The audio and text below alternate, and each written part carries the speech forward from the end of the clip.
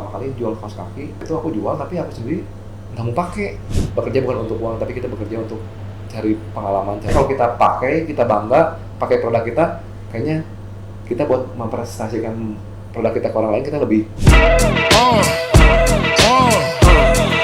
Halo teman-teman, selamat datang kembali di podcast Otak Encer. Dan kali ini kita sudah bersama Budi. Iya, dan Kak Budi ini dari brand Stay Cool. Stay Cool. Buat teman-temannya yang biasanya yang suka skateboard, yang suka ya activity yang aktif lah kalian. Stay Cool ini adalah salah satu brand yang cocok banget buat kalian pakai. Dan tanpa berlama-lama gue mau hari ini ngobrol banyak banget sama Kak Budi. Dan kok gimana kabarnya kok? Baik. Luar biasa ya. Ya, luar biasa ya. Ya. Belakangan ini nih kok, kalau Budi kayak lagi apa ya? Projectnya tuh lagi ngerjain apa sih di Stay Cool ini? Sekarang sih kita lagi ngerjain proyek buat lagi manfaatin daur ulang kaos kaki yang sudah ada untuk kita jadikan sebuah produk. Nah, jadi dari bahan kaos kaki itu kita bakal bikin menjadi produk-produk yang siap pakai lagi. Nah, itu aja sih, nanti ya tinggal tunggulah namanya. Nah, jadi ada bahan-bahan seperti contohnya ada dompet, ada yang lain, dan mengandung bahan-bahan, ada campuran bahan kaos kakinya gitu. Oh, jadi apakah ini tuh tujuannya kayak biar go green juga kah atau memang Ya, salah satunya lah. ya biar sustainable. Betul. I see. Nah, sepanjang minggu-minggu ini nih kok, atau dalam bulan-bulan ini, kita terlepas dari apa ya, manusia kan terus belajar nih. Betul. Belakangan ada nggak kok kayak lagi belajar apa gitu? Ya, kalau sekarang kita lagi belajar tentang retail industri ya. Kita lagi mau fase masuk ke industri retail itu seperti apa. Karena kan sekarang mungkin dulu fasenya fase online, sekarang lagi coba di industri retail itu seperti apa, di offline industri itu seperti apa, itu aja sih. I see. Dari retail itu sendiri menurut kau Budi, yang tantangannya tuh apa sih? Tantangan di retail yang pasti marketnya ya, terus orang-orangnya, terus bagaimana cara mendistribusikan si produknya, dan bagaimana supaya intinya kita mendistribusikan produk yang tepat di waktu yang tepat, di tempat yang tepat, dan harga yang tepat, dan promo yang tepat. Itu sih tantangannya, itu sih, karena bagaimana caranya semua produk itu ada di tempat distribusi yang semuanya ada tepat. Karena permasalahan di distribusi tentang masalah produk dan supply chain. I see. Nah, kalau kau Budi sendiri nih, sebelum menjadi Stay Cool nih sebesar sekarang, itu awalnya berangkatnya dari mana sih? Awalnya kita ngelihat di pasaran, kenapa sih kaos kaki yang ada di pasaran dan underwear. Kita juga mulai masuk ke industri underwear. Kita ngelihat industri kaos kaki yang ada di lokal ini sepertinya monoton gitu, warnanya hitam putih atau nggak polos-polos. Yeah, dan kita melihat, kita ingin membuat sebuah produk yang berbeda, sebuah produk yang ingin saya pakai gitu, dan ingin saya pakai dan saya bangga gitu memakainya. Dan saya mengakhirkan bikin sesuatu yang belum pernah ada, bikin kaos kaki yang fashion, kaos kaki yang berwarna-warni, dan mulai ke underwear yang berwarna-warni, dan bagaimana akhirnya saya pakai dan saya gunakan untuk saya banggain. Jadi Stay Cool itu mulai dari kapan? Dari 2014. 2014. Betul. Itu pertama mulai tuh berarti sendirian kah atau ada bareng? Ya, awalnya sendirian, inspirasi dulu sempat emang udah dari 2008 di industri kaos kaki sih. Nah. I see. Jadi sebenarnya berangkat dari keresahan ya. Betul dari keresahan. Dan kenapa sih di pasaran tidak ada gitu produk-produk yang fashion, kaos kaki fashion. Walaupun ada pun pasti produk-produk dari luar negeri, dan itu harganya sangat mahal. Dan itulah yang menjadi tantangan kita untuk menyediakan produk-produk yang berkualitas, yang fashionable juga untuk di industri lokal. I see. Dan kita bagaimanapun kita melihat juga potensi di artis-artis atau desain-desain grafis, makanya kita mencoba memadukan desain-desain mereka, karya-karya mereka untuk diaplikasikan di media kita, yaitu kaos kaki dan underwear. Jadi intinya kita bukan tentang menjual kaos kaki, tapi kita menjualkan ide-ide kreatif untuk dituangkan dalam kaos kaki dan underwear. Jadi ibaratnya sebenarnya kalau memang aku sebagai orang awam gitu melihat kaos kaki Stay Cool tuh kaos kakinya tuh ibarat kanvasnya, betul senimannya yang betul bermain di situ. betul Dan betul itu menurut aku poin plus betul banget sih. betul betul karena kita hampir sebulan atau 2 kali kita bakal keluarin desain-desain yang baru. Iya, iya. Berarti selama ini maksudnya kan apa ya, orang anggaplah Kobudi dengan begini kan mengapresiasi seni. Betul Itu berangkatnya dari mana sih? Karena nggak banyak loh orang yang memang gue mau bikin sesuatu yang emang seninya juga dapet itu. betul karena kita berangkat dari brand lifestyle ya, dan kita gimana caranya untuk dan industri komunitas ini, goal kita yang misi kita itu kita kaos Stay Cool ini sebagai jembatan, kita sebagai gimana sebagai jembatan ini untuk berkarya dalam industri musik, apalagi musik indie, anak-anak desain kreatif, bagaimana untuk menuangkan ide-idenya di si kaos kaki ini. I see, I see. Jembatan itu Iya. keyword yang bagus sih teman-teman. Jadi kayak sebenarnya kalau aku boleh ngerangkum sedikit bahwa bikin bisnis tuh harus nyari pain ya, tanda Betul kutip, betul apa yang bikin kita resah dan kita coba bikin solusinya. betul Nah, bicara soal solusi dan pain ini kok pasti kan maksudnya namanya kita berkarir, berbisnis, nggak mungkin terus-terus dong. betul. Selama Kobudi berbisnis ataupun ingin berkarir, ada nggak sih tantangan-tantangan terberat itu yang pernah Kobudi alami? Tantangan yang paling berat yang kita hadapin ya pasti dari internal. Kita melihat dari sisi internal, dari segi visi sih.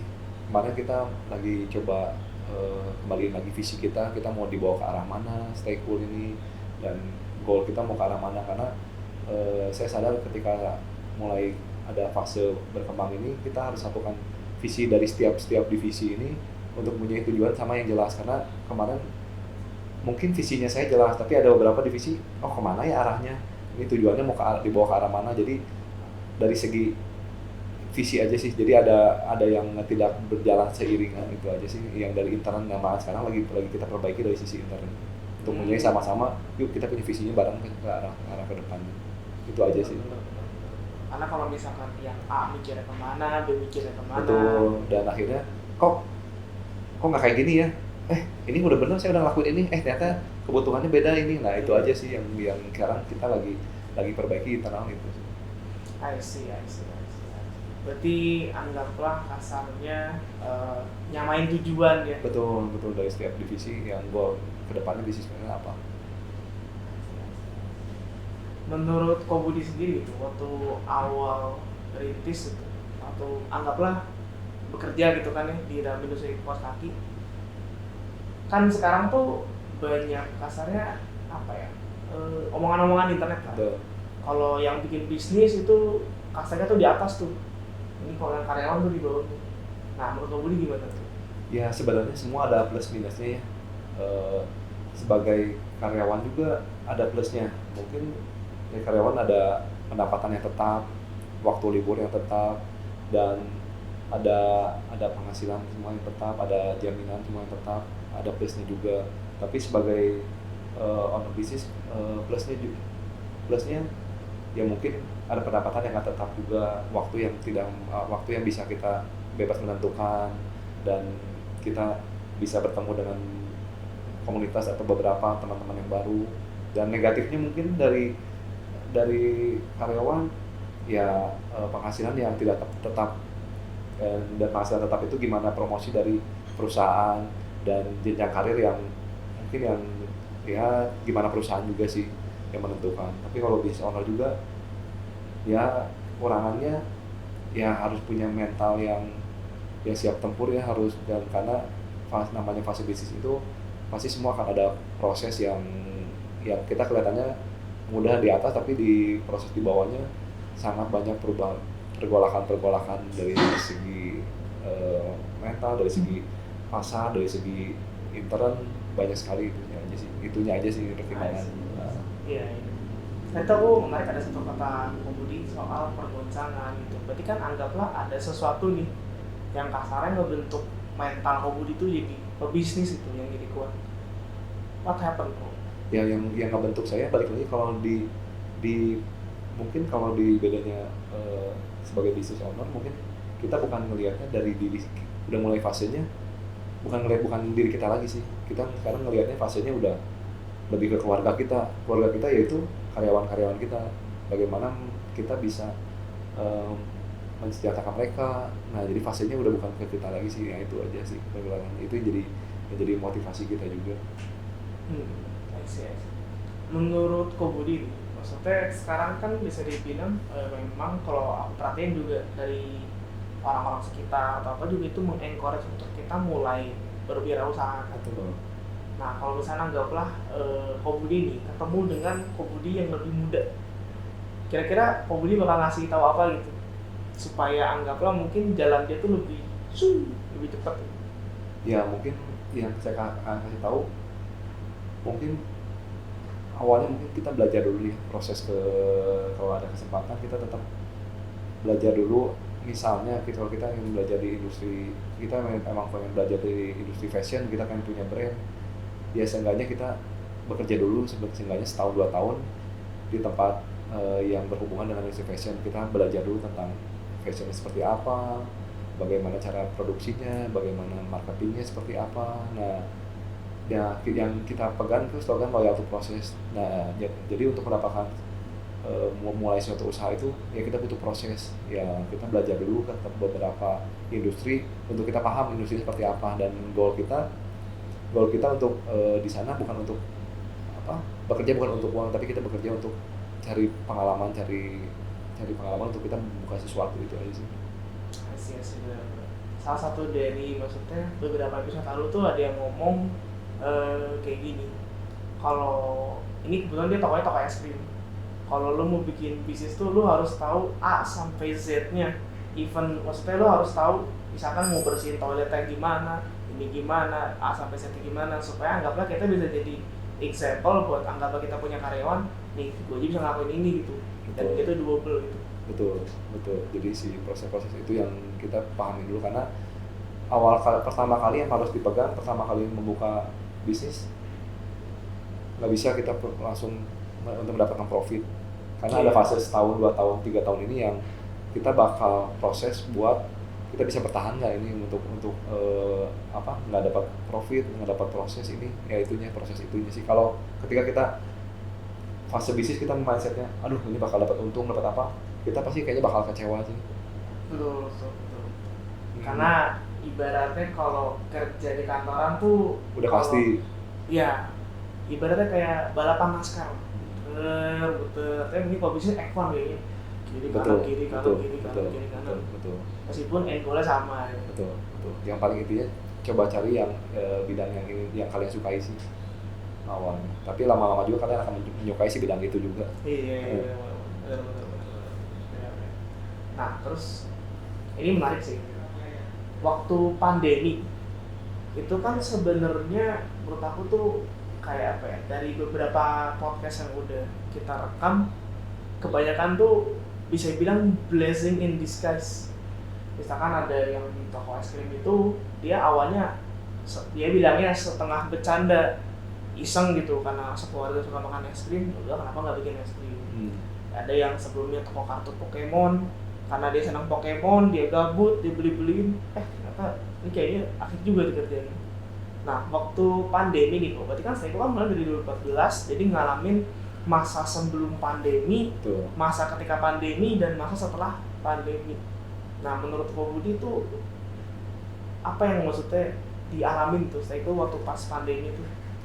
Yang dialamin tuh waktu awal pandemi kan kita semua panik ya, aduh ini bisnis mulai turun, entah mau ke arah mana, dan akhirnya ya namanya semua proses ya kita yang harus kita lewatin ya proses bagaimana nih kita cari inovasi, cari sesuatu lagi untuk kita bertahan, dan akhirnya kita bertahan, kita coba bikin masker gitu.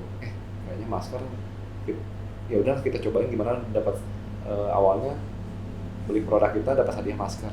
Ternyata permintaannya malah lebih masker, akhirnya kita buka buat masker. Dan yang kedua kita melihat karena ini pasti ada fasenya, dan akhirnya kita coba dari pandemi itu kita mendatangkan banyak pengrajin. Nah, pengrajin untuk memproduksi masker, dan ketika kita tahu pas fase awal turun pandemi kita ngelihat pandemi mulai ini, dan kita mau mulai banyak penjahit juga, dan akhirnya kita melihat gimana ya buat mempertahankan ini juga ya, akhirnya pas tahun kemarin ya kita mulai dari industri si underwear ini gitu, dan pengrajin-pengrajin itu mulai beralih ya akhirnya membuat ke industri si underwear. Asik. Jadinya dan awalnya ya emang dari awal dirinya Staycool emang kita punya visi juga buat bikin industri kaos kaki sama underwear ini pas pandemi ini ya kebetulan momennya ya udah kita akhirnya jalan buka lini baru underwear ini. Jadi sebenarnya pandemi itu jadi jalan untuk bikin underwear ya nggak sih? Betul banyak proses di sananya juga sih yang semua yang kita lewatin buat mendapatkan underwear ini. Iya. Tapi aku penasaran kok, kenapa kalau kaos kaki kan tadi udah gitu, underwear udah gitu. Tapi maksudnya kalau aku megang underwear punya Staycool atau kaos kaki gitu, apa ya rasanya tuh sangat nyaman gitu.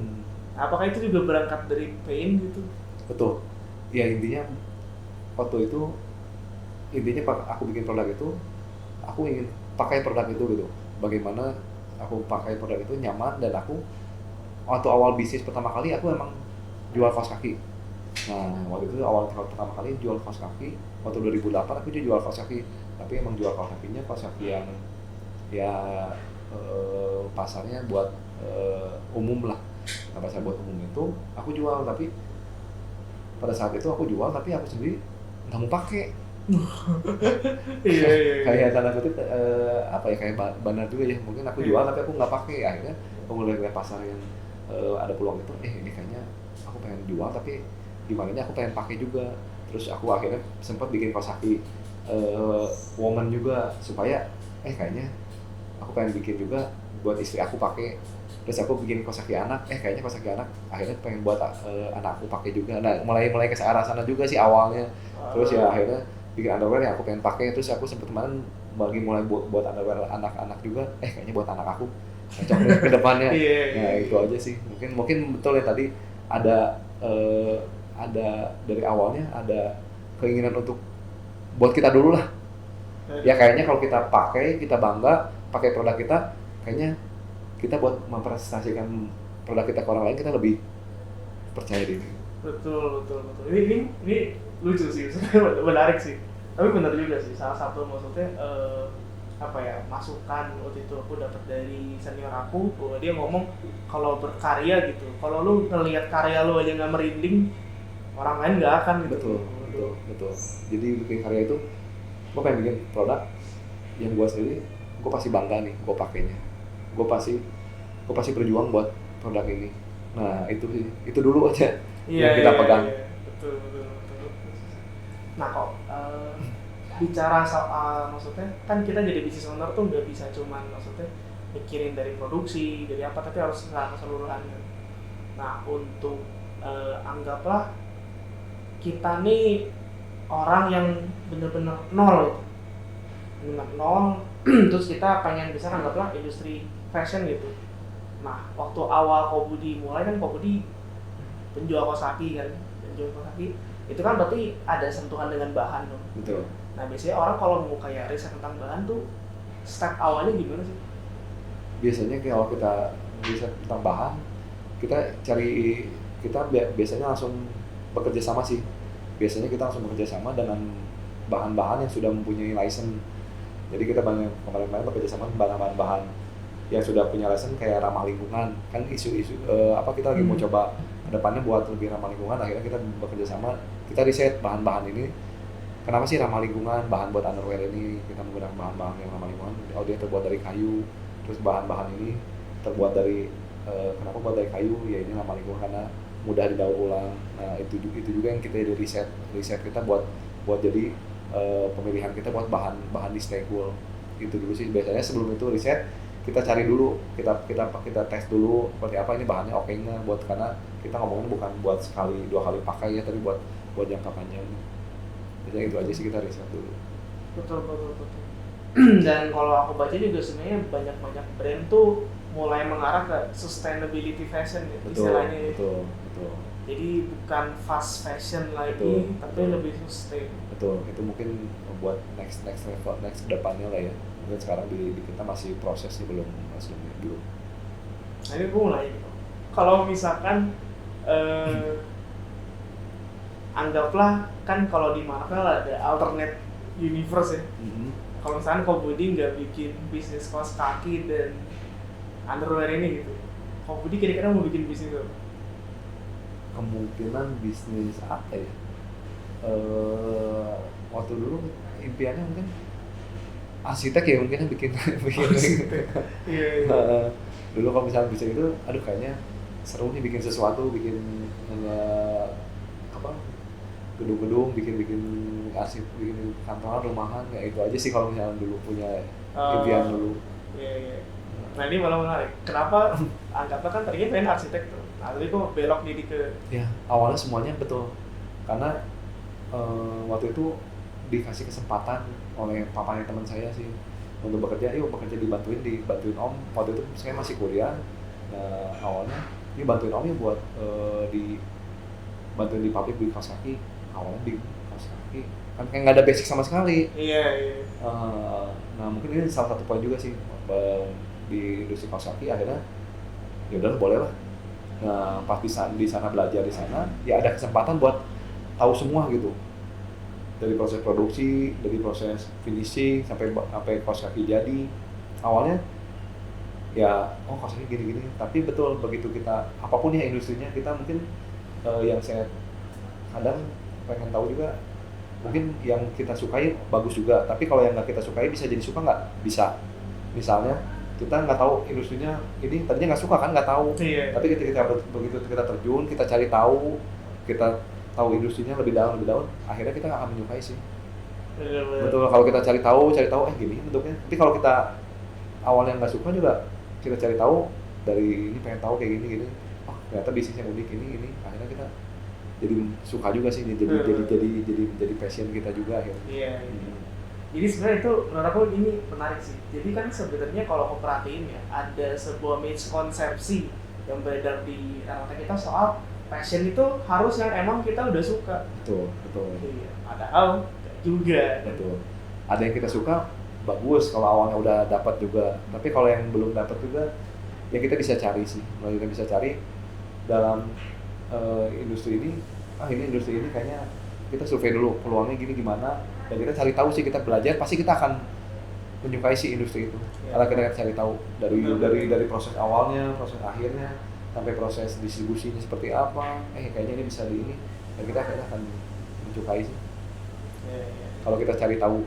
Benar. Ini closing statement kita. Jadi anggaplah ada orang-orang nih di luar sana yang lagi nonton yang kira-kira dia pengen tertarik buat mulai industri fashion gitu. Ada kayak maksudnya saran, motivasi terakhir gitu, selain dari yang tadi riset bahan atau mengenalin gitu. Ya intinya mulai aja dulu ya. Mulai aja dulu, karena ketika kita mulai kita akan lebih mulai tahu. Jadi maksudnya intinya jangan terlalu banyak ini harus ininya harus gimana caranya, ininya harus keren, harus apa. Akhirnya kita nggak mulai, akhirnya ya kita coba mulai aja. Dalam proses itu ada proses belajar, jadi mindsetnya ya lebih ke membuka usaha fashion ini. Ya udah, kita mau bangun sesuatu aja, tapi karena ya mulai aja lah semuanya. Benar. Mulai aja dulu. Jadi kalau aku boleh recap dari kita ngobrol hari ini, berarti mulai aja dulu. Betul. Loyal to proses. Betul. Kayak menurut. Betul, proses-proses itu yang kita pegang, selalu kita pegang loyal to proses itu.